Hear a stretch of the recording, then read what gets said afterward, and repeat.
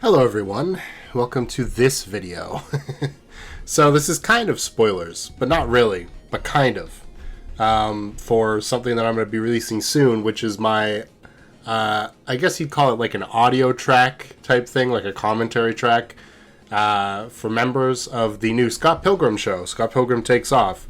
If you don't want spoilers for that, for one, you should probably get out of here. And also, another layer, if you don't want spoilers for my own reactions to that, you should also get out of there. But I didn't know what else to record on such short notice. If you didn't, I guess you wouldn't have watched the Homestuck episode yet, so I'll just explain. I got sick, and I couldn't record. So I didn't really have anything to go up today. And I thought, hey, this is something quick and easy that I can do, and it'll be fun as well. So that's what we're going to do. So yeah, I'll give you like a couple more seconds. You better get out of here if you don't want spoilers for the show. And I'll tell you, there's some interesting changes that you probably don't want spoiled. So if you haven't watched it yet and you're a fan of the source material, I would suggest you do so. Anyway, this tier list is basically going to be ranking how well I think the characters were executed in the show, as well as how many I think actually really benefited from the show. Because there is a couple that I think I didn't care about at all that I now am actually pretty happy about. So, yeah, let's do it. So first off, let's just get out of the way all the characters with no speaking lines. Some of these make me sad. So, Como, this one made me sad. I don't know why. He's just a one-off joke, and really it does make more sense to give his lines to Julie. Especially to set up the thing where Ramona goes to her later, says, "You know everybody." And yeah, that's kind of her thing, so it's fine. I just think he's very funny. Hey, do you know a girl with hair things like this? Oh yeah, Ramona Flowers? Let me give you a detailed breakdown of her entire life. It's just a funny one-off joke. But yeah, I don't really care. I'm just sad because it's not the same. I had to search up a lot of these characters. This is Sandra and Monique, which were also just kind of like a couple of Julie's friends at the party in the first book, and I think they show up again at Julie's party in the fifth book. So they have speaking lines, which is in the book, which is why I think they're on this list. But they are not that important, so I'm really not surprised they weren't in the show. Scott's boss from book 4 isn't in the show. Surprising. Well, okay, I should clarify. There's a big play at the end of the show, right? And a lot of these characters show up in the background as like cameos, kind of, in the seats watching the show. I don't count that. That's why I have this as no speaking lines. Originally it was did not appear, but technically that's not true. Knives' friend didn't show up. I was kind of surprised by that, because she's a pretty innocuous character that you could have thrown in to have Knives talk about, you know, Scott dying. This is Scott's brother, Lawrence. Actually, he doesn't have a speaking line, though, but it's true. He does show up at least twice, because he does show up to Scott's funeral. And so do, I guess, his parents, but again, we don't hear anything from them about Scott's apparent death, which is also a little strange, but whatever, it's not really that important. I had to look this one up for sure, and I'm already forgetting. Okay, this is the guy who Envy put in the band when they were in their band in college to play the drums and made Scott play bass. So, yeah, he's surprisingly not in it. I'm a little surprised Joseph wasn't in it at all, given that this was more focused on the side characters, and he's a big element to Stephen Stills as a character. But then again, I guess I'm not all that surprised. But if they are going to make a season 2, which it doesn't seem like there's a lot of plans for it right now, but if they eventually do, he'll probably show up. Other Scott is so funny to me. Just the concept of having another character named Scott and everybody refers to him as Other Scott, so Scott doesn't get confused. It's very funny. But yeah, he's not in it, shockingly. Neither is Jason Kim, Kim's boyfriend who cheats on her with Holly, who actually is in it. Kim's roommates also aren't in it, and they're not on this tier list either.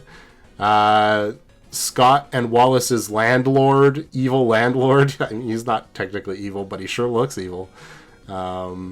He's not in it, shockingly, again. I was a little surprised that Lynette wasn't in it, other than that one scene where Clash at Demon Head is playing and everybody's singing Black Sheep. And I'm also kind of surprised the vegan police never showed up, given that Todd had many veganity violations. But whatever. What are you going to do?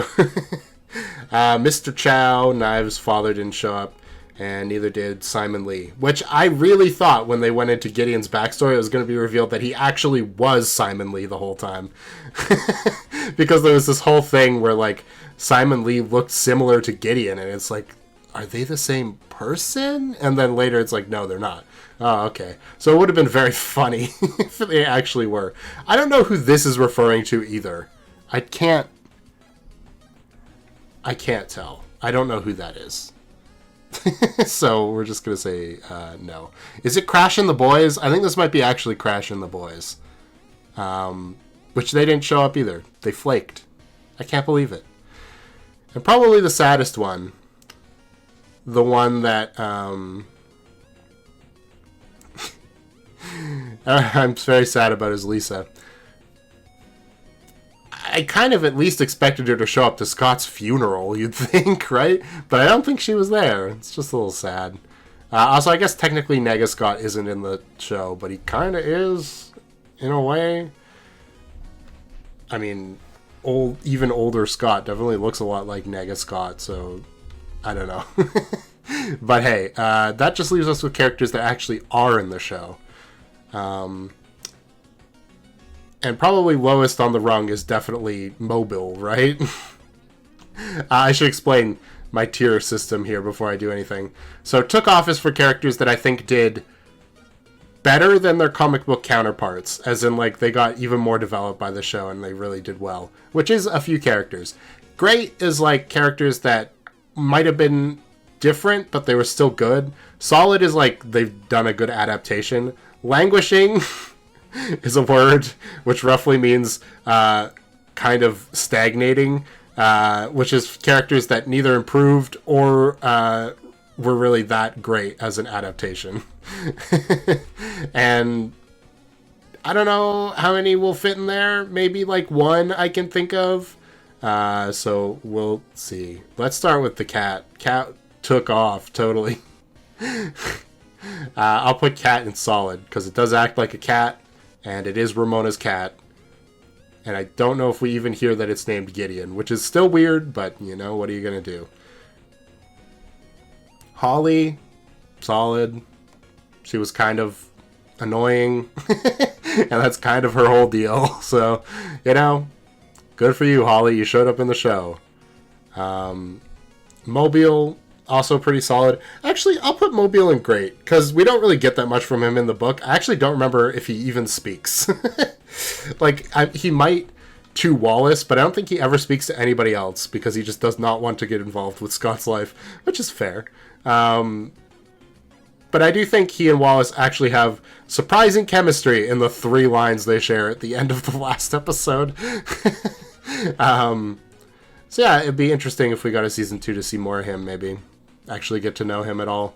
Seems how apparently he works for Nintendo, if older Wallace's boyfriend is still Mobile. But there was the whole Sparks thing, so I think it would probably be like that if they actually ended up meeting. But I feel like they would, because they met outside of Scott, so even if things with Scott changed, I feel like they'd still meet each other. He works at Nintendo. That's all I need to know. Envy, I'm going to put Envy in solid. She didn't get a whole lot to do in this show, which is fair because she has a lot of time in the books. But, you know, I did kind of miss her a little bit. A lot of her traits kind of got taken up by Julie, so that's interesting. I think Lucas Lee, I'll put him in great. I don't really care about Lucas Lee, but I will, and I'll say that a lot in the reaction. But he did get expanded on enough, I think. I don't think he took off, per se. But I do think there was a decent enough expanding on his character where it's like, oh yeah, Ramona breaking up with him actually did affect him. And he kind of sucks as an actor. It's not a lot, but it's not just like an adaptation. It's a little bit more than that, you know? It's just a little bit more spice. But nothing too crazy. And when I put the characters and took off who deserve it, you'll understand what I mean. Gideon. This one's tough. Because on one hand, I want to say took off because we got to see a lot more of him and I really enjoyed it. But I think it's just great. Because it really is just like comics Gideon with a little extra twist to it where he used to be a normal guy. I think the character who really took off because of that relationship is Julie, right? Because Julie in the books is like irrelevant past book 1, I think, pretty much, right? Like they go to Julie's parties, but never because Julie's there. You know what I mean?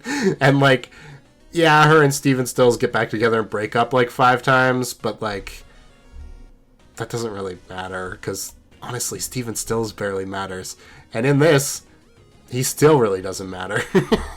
Like, he's there, and him and Knives' songwriting is funny, but he really gets absolutely nothing to do. Knives and Kim, who are also part of that little group, and young Neil even, got a lot to do, but not poor Steven Stills. He didn't even get to realize things about himself. So, you know... maybe a season 2. The Kotniagi twins also, I feel like I have to put in here. The one interesting thing they got was that they become friends with Scott in the future, which is crazy because we know absolutely nothing about them. If there was an X I'd expect Scott to become friends with in the future, it'd be like, maybe, given this series specifically, Lucas Lee, Matthew Patel, or Roxy. But the twins? Really? The weird... I don't even know what to call them. Tutors who dated their students at the same time and, like, have zero personality? I don't know. Maybe they gain a personality in the future. But of all the evil exes, these guys got basically nothing to do in the story. Even though they were behind the plot to kidnap Scott, technically. And they're friends with older Scott. Robot 01 got more to do than they did, which is sad. Robot 01 isn't even on this list. I don't know. But hey, not everybody can win, alright? Stacy, also here. She seems like she's going to be so important in the first book, and then she barely does anything. And I feel like this one also kind of did that and kind of made her even more of like a background character joke. You know what I mean? Like, she has no opinion about Scott dying, really. She's just working in the coffee shop and, like, spreading rumors, which is kind of what she does.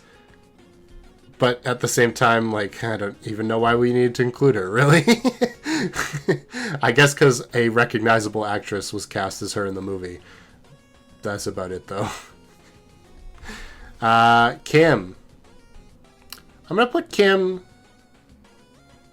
in solid. I don't feel like she got a whole lot to do. But the things she did were pretty good. Like, you know, trying to cheer up Knives. That feels pretty in character for her.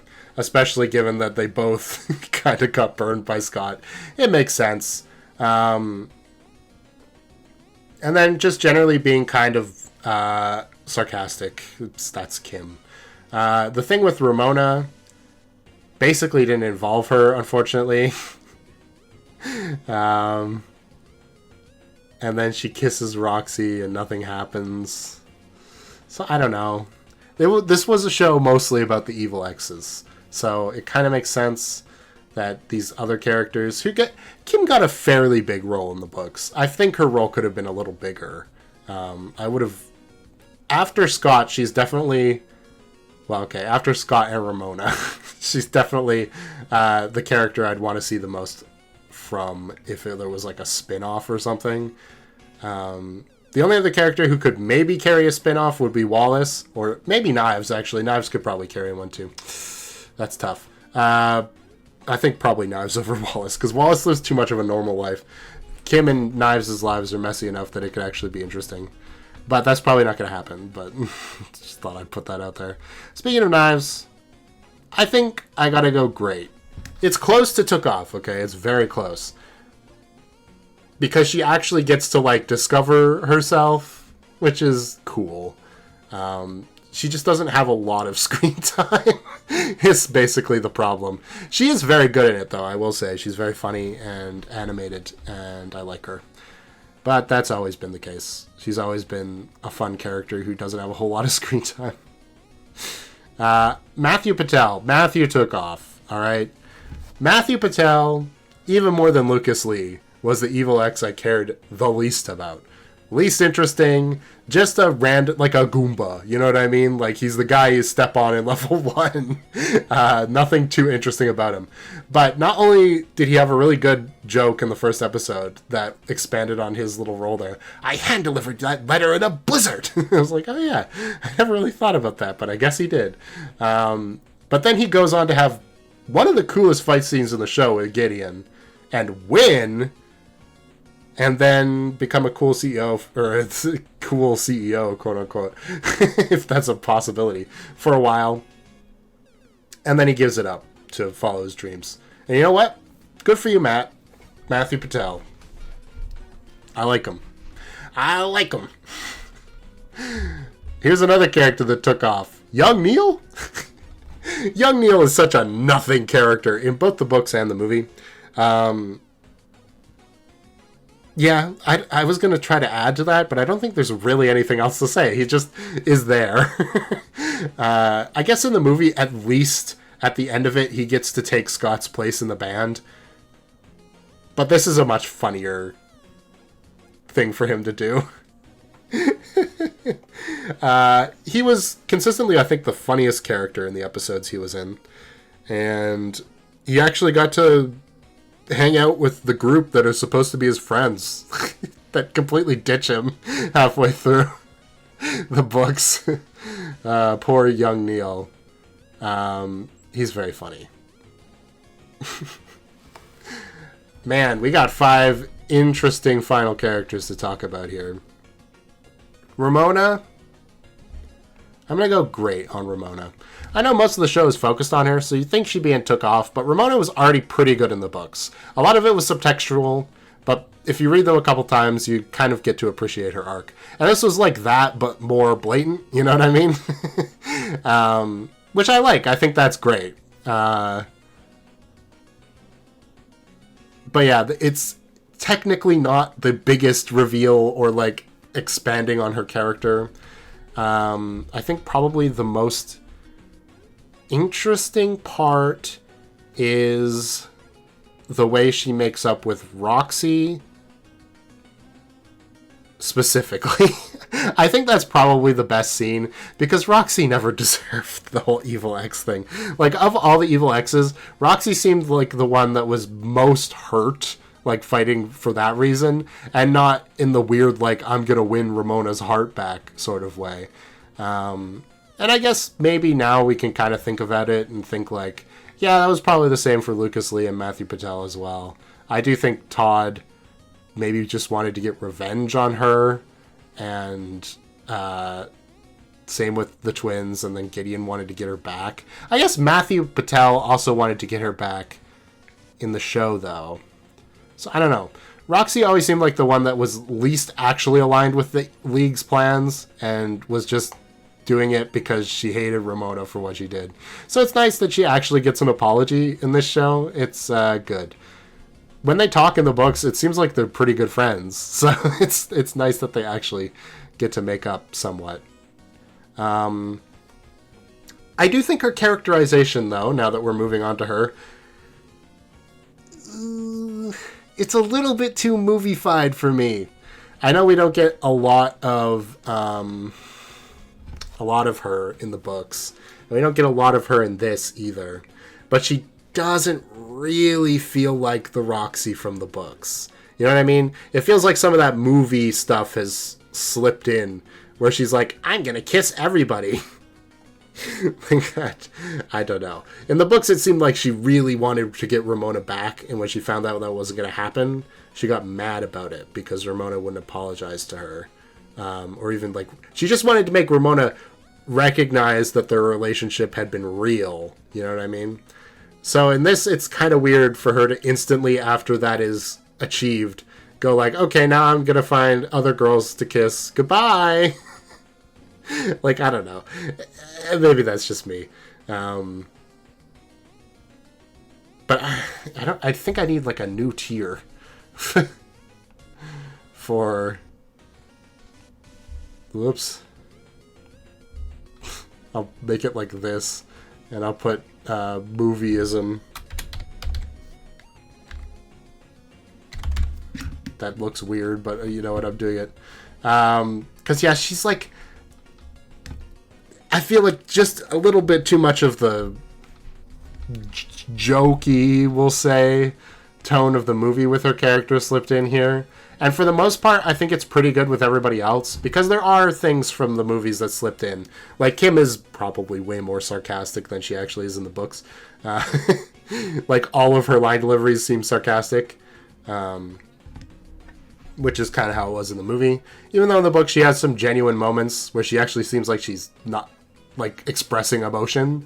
And it's kind of the same with Ramona, too, specifically the English voice acting. It's like the perfect voice for her,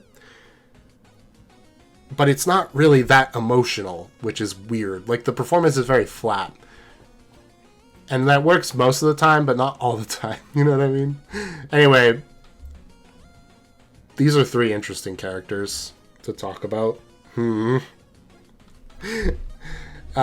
Scott Pilgrim. I think Scott's great. I don't think, obviously, because the show is barely focused on him, I don't think I could put him actually in the great tier, but I think he does feel like Scott. Yeah, that's pretty much all I can say. When it comes to, like, older Scott and even older Scott, I think even older Scott barely feels like Scott, but I think that's intentional, because it shows how far he's drifted, right, away from the Scott that we know. And older Scott, it's also a little bit weird, but I don't hate it. You know what I mean? Because Scott is such a character in his, like, early 20s. You know what I mean? He's like, he is perpetually a character that can only exist in that realm of, like, being extremely short-sighted and impulsive and kind of goofy, but yeah, you know how it is. Oh man, I feel like this is gonna be kind of controversial.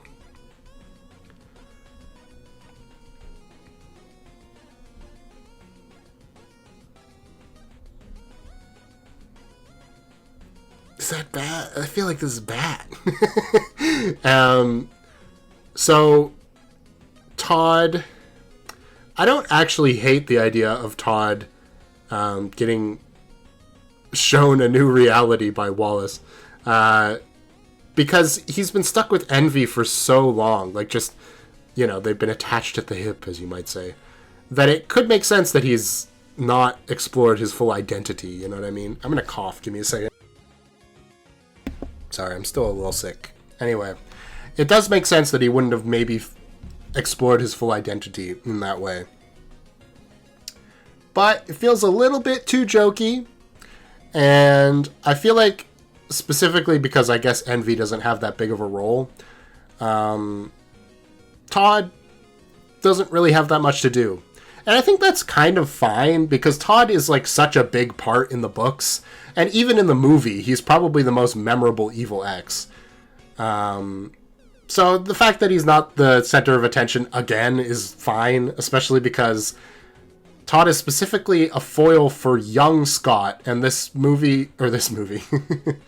show is more so about growing up.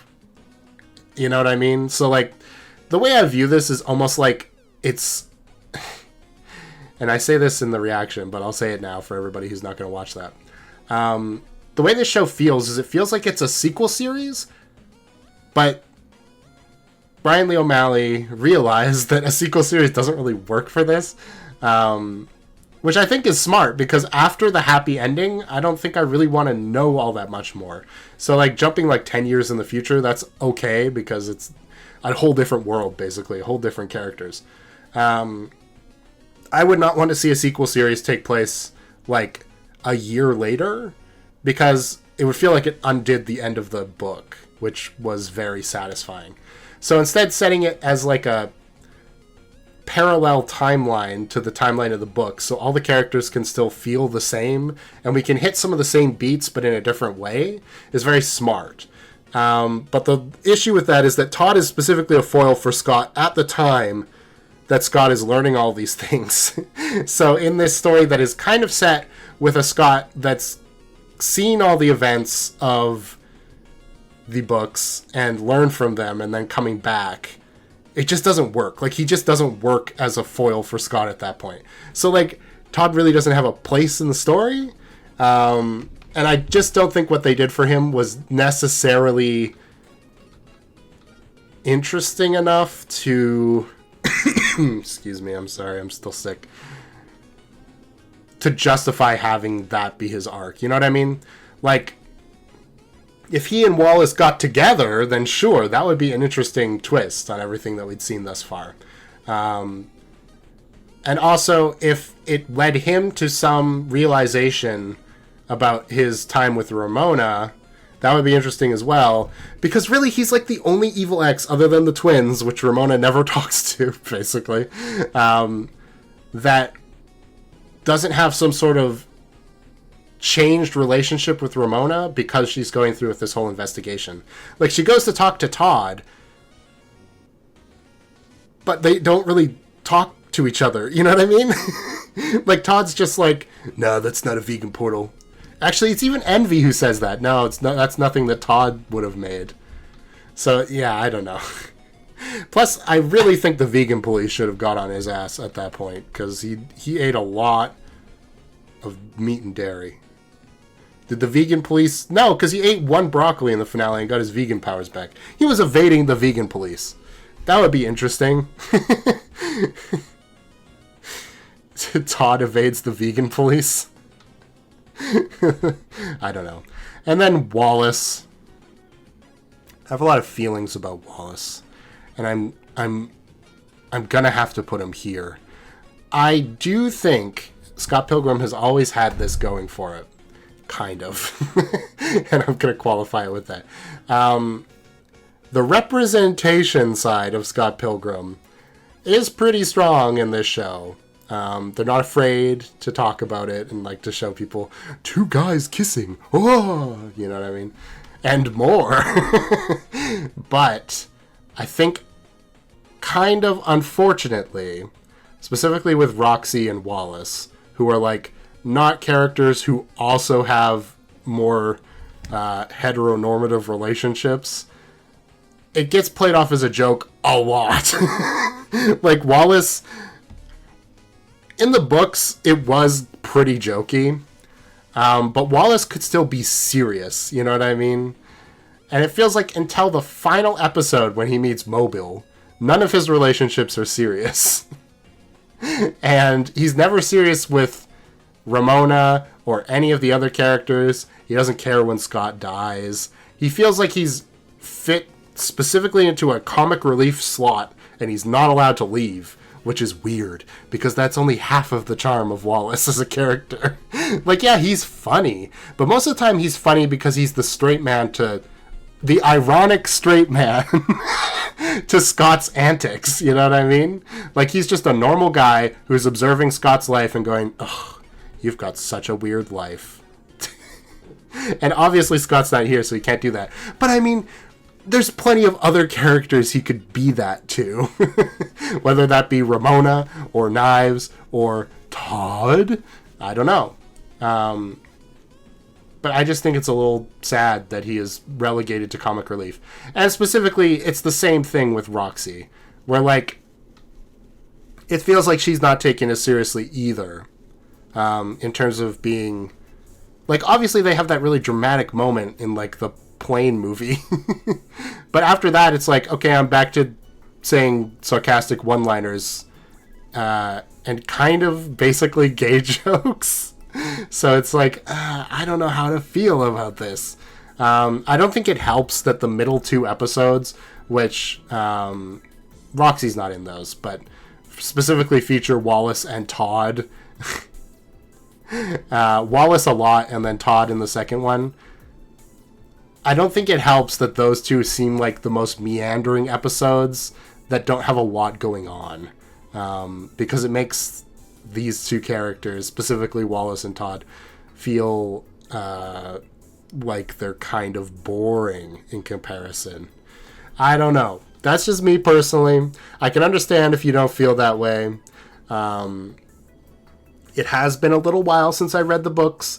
Maybe I interpreted Wallace differently. I don't know. It feels kind of the same with Kim sometimes, where, like, they feel a lot more one note than I read them in the books. But that's always going to kind of be the case. But at the same time, I feel like they got so many of these characters so well. You know what I mean? Like, say what you will about Michael Cera's actual performance of Scott in the movie, which I don't particularly like either. But his voice works really well, especially in this show. And I think pretty much all the evil exes, other than Roxy, I guess, fit the way I think about them in my head and the way they would speak. Stephen Stills is pretty good.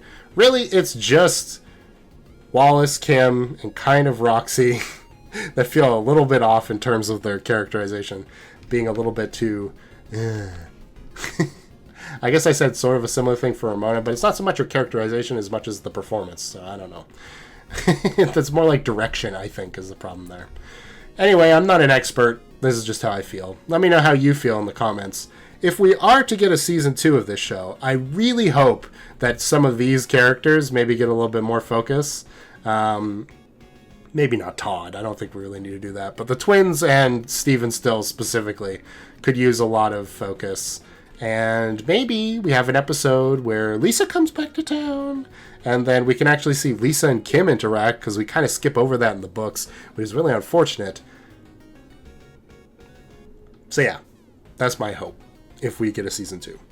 Mark my words. Thanks for watching, like and subscribe. I will see you guys next time. Bye-bye.